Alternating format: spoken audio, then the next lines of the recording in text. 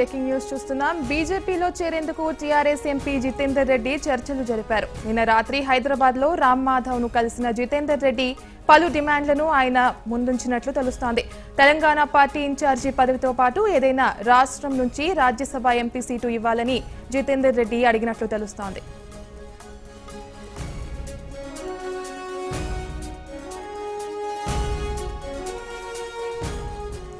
ఇక ఇదే విషయానికి సంబంధించి మరింత సమాచారం మా ప్రతినిధి కిరణ్ అందిస్తారు. కిరణ్ చెప్పండి.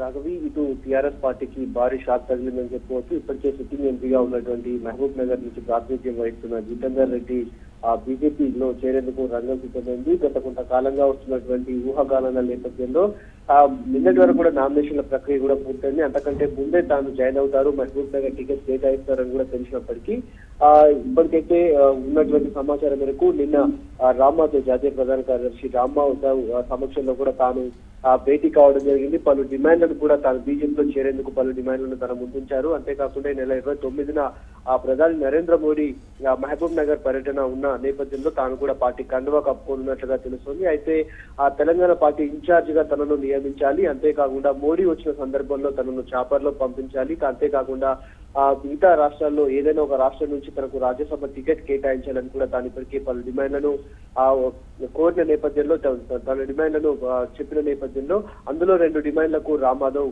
సూత్రప్రాయంగా ఓకే చెప్పినట్టుగా తెలుస్తోంది. ఇక తన జాయిన్ కి సంబంధించినటువంటి అధికారిక ప్రకటన రావాల్సి ఉంది. ఈ నెల 29న ప్రధాని నరేంద్ర మోడీ మహబూబ్ నగర్ పర్యటనలో భాగంగా తాను పార్టీ కండువా కప్పుకోనున్నట్లుగా సమాచారం అయితే అందుతోంది. కొంతమంది సీనియర్ నేతలు కూడా జాయిన్ అవుతారని కూడా తెలిసినప్పటికీ ఇప్పటికీ కాంగ్రెస్ నుంచి చేరినటువంటి టీకే అరుణకు మహబూబ్ నగర్ టికెట్ కేటాయించడం జరిగింది. అయితే మిగతా రాష్ట్రాల్లో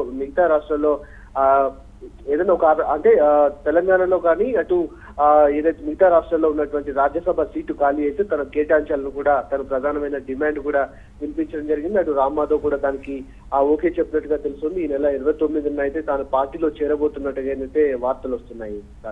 రైట్, థ్యాంక్ యూ కిరణ్.